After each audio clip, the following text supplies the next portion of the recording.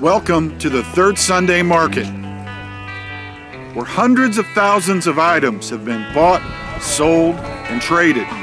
Each market, customers hunt for treasure, and the dealers, if they're lucky, haul in the cash. Today we're going to talk about a brief history of Zippo lighters. Long-term value of Zippos is going to stay up there because there's more and more kids that are collecting them and being part of Americana and owning a piece of American history, a piece that their dad had. Value is based on three things. You've got desirability, you've got rarity, and you've got condition. Early baseball stuff, player stuff has really been a sound investment over the years. Because of World War II, even though Gone with the Wind was done in 1939, it was not released in Italy until 1950. The artwork that's done in the international posters is completely different than what is done in the United States. The Chicago Cubs from 1967, the list of Hall of Famers just goes on and on. You know, it's just like a history book, opening it up and reading the names of each team. My name is R.C. Raycraft. This is my family's business. Each market, I compete with the masses to find hidden treasure at the right price. Have you guys been to the market before? First time. I love it. I'll definitely be back. I think I'm going to start this as a hobby.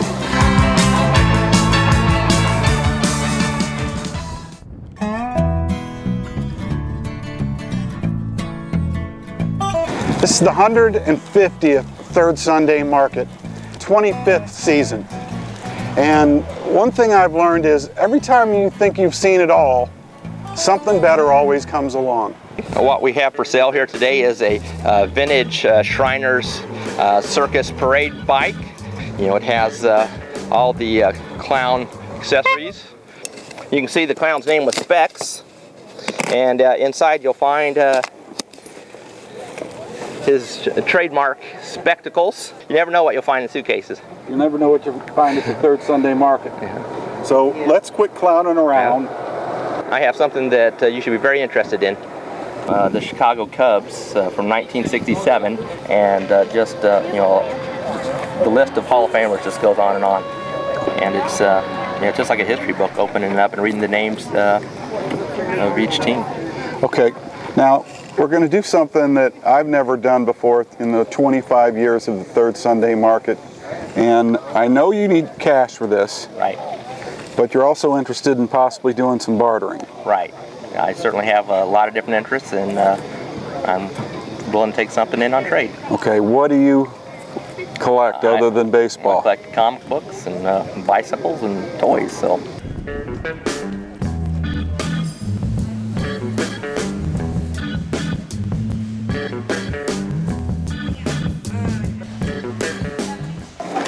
I'm here with Mark. Mark, where are you from? Omaha, Nebraska. Now, did you drive all the way to the Third Sunday Market from Omaha? Yes, I did. This is it's a Havana. It's from the United Coin, which is out of Chicago. It's a 40s piece, and that's a pinball glass, and nice art glass that came off of a wood rail pinball machine. Well, beautiful colors, early, and you got to think about the Havana part, and we know what kind of happened in Havana. See, that's a sexy thing for me. I've been to Havana 3 times. Have you really? Yeah, a couple weeks at a time. Wow. So. Now, how did you get there? As a consultant. Okay. For the Office of International Criminal Justice. Really? Believe it or not. Wow. But yeah, I've spent some time in Havana, so that's why I like this piece. I mean, it would be really hard to put a price on this. How do you come up with one? A lot of times on something like this, it's more of a guess. You know, that's. I don't think you're not going to look this up in a book. You're not going to see it, and it's sort of the market's going to control. What's your best price on this today? $25. I hope you come back. I sure will be. And I appreciate the piece of Havana history.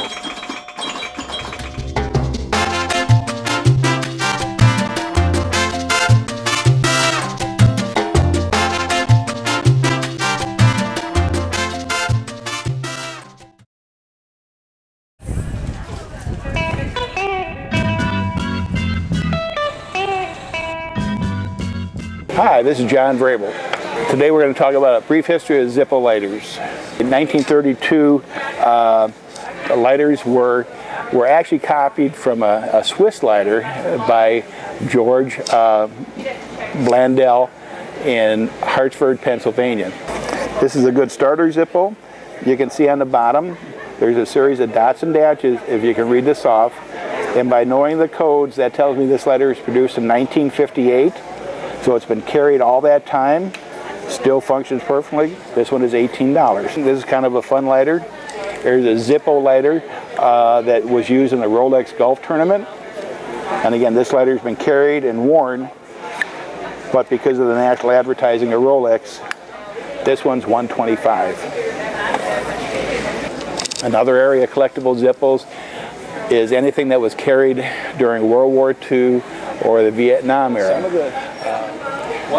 Some of the lighters have to be looked at very carefully because instead of having the old hand engraving is done to the lighters, the inside might be laser etched, which means that somebody might take an old Zippo, a plain Zippo, and just engrave new markings into it to make it look as though it came from the 60s or it was actually in Vietnam. So you have to be careful, and you have to make sure that the bottom of the can and the insert have the corresponding patent pending marks and serial numbers inside there. Long-term value of Zippos is going to stay up there because there's more and more kids that are collecting them. Sure, there's fewer people smoking, but there's more young fellas that are getting involved in being part of Americana and owning a piece of American history, a piece that their dad had, you know, and that's where the Zippos come in. You know what my favorite thing to buy at the Third Sunday Market is? What? Things that are mispriced. I found this, and it was marked how much? $2. $2. So I purchased it. Several minutes later, you came up, and what did you tell me? I told you that the price that was on there was the original price that we paid for it. So it still had the sticker from when she purchased it. Correct. When they laid out their booth. And when you told me this information, your mother sold it to me. I had two things for you to tell her. Correct. What were they? Tough shit and sucks for you. That's exactly right.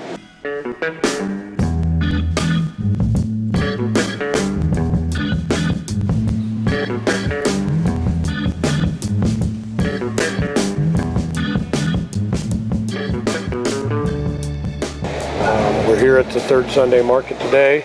I brought this wonderful Home Run King toy. It's got great baseball lithograph all the way around. It was made by Cellrite Toys in about 1930. It's a tin wind-up toy. You would wind it up. Little balls would come up there and he would hit them off the stand. It also has some little wooden balls that went with it, and these would go inside this cup, and as you notice, that would go down and it would reload the bat and he'd hit one. Fairly rare toy. Cellrite didn't make a whole lot of toys. Even more so is its original box, that you can see is wonderful litho, baseball litho also. Value is based on three things. You've got desirability, you've got rarity, and you've got condition. You're better off to buy the best condition you can afford. The toy itself is extremely rare. To find it in the box is even better. If you find this one, you've hit a home run yourself, and make sure that you buy it when you see it.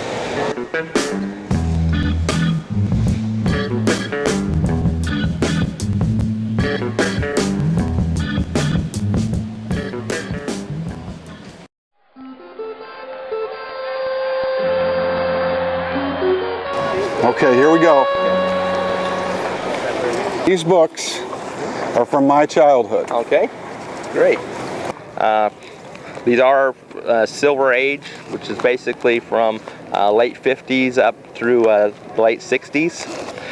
Captain America, Iron Man, Thor, all the people that are in the individual movies and individual comic books came together to form one team.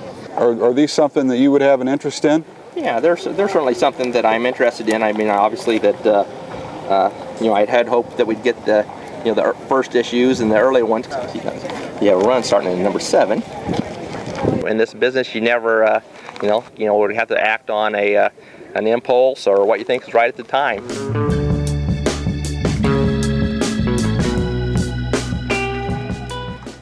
I've been collecting coin-operated technology for 10 or 15 years. Being in the television business, it attracts me. This is a black and white coin-operated television set. I've dated 70s. I've never seen one personally, but I've seen them on TV. So if you see in a movie like the Greyhound bus station, you'll see these coin-operated TV sets, or maybe at a laundromat or something like that. The price on it was $54.99, 55 bucks. I paid $50 for it.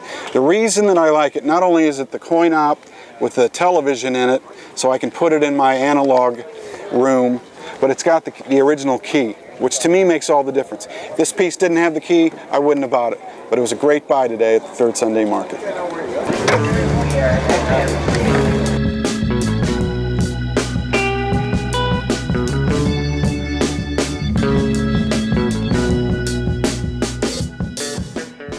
Yeah, these are in really pretty good shape.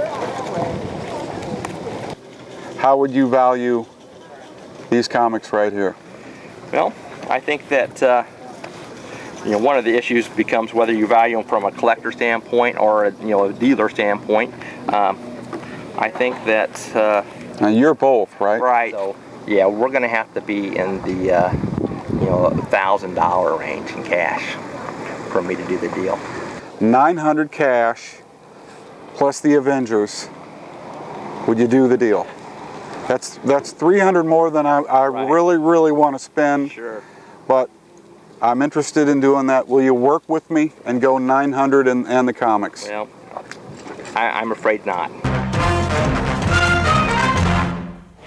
Have you seen this one? I haven't either. This is the only one I've ever seen. Because of World War II, even though Gone with the Wind was done in 1939, it was not released in Italy until 1950 because of the fact that there was no movie shown in Italy during the war.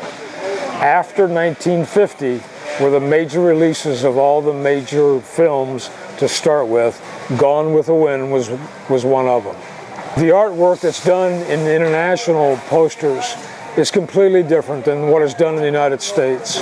And it's captured by this artist in such a vibrant manner. You just don't see this even in the American. This is more colorful than what was done in the United States.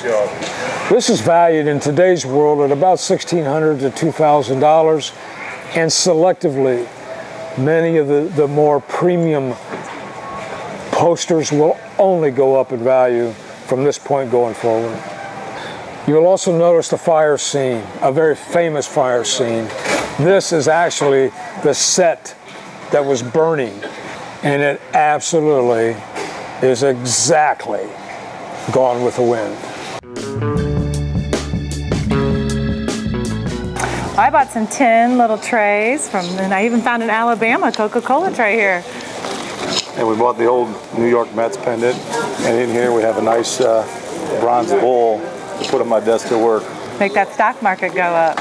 Have you guys been to the market before? First time. I love it. I'll definitely be back. I think I'm going to start this as a hobby. I think it's just roll, like Tide, roll. Woo! Found it right here in Bloomington. Now, what's the offer right now? I think it's the Avengers.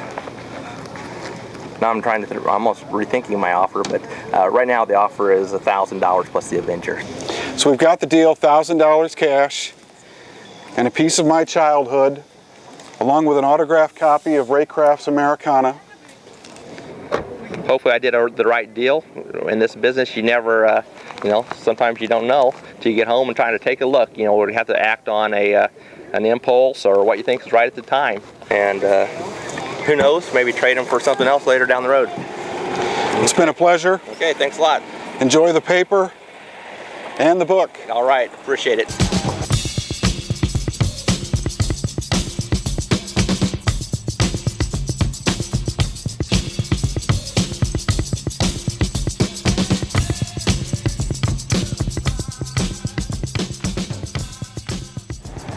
Thanks again for tuning in, and remember, this show, I always get the first pick.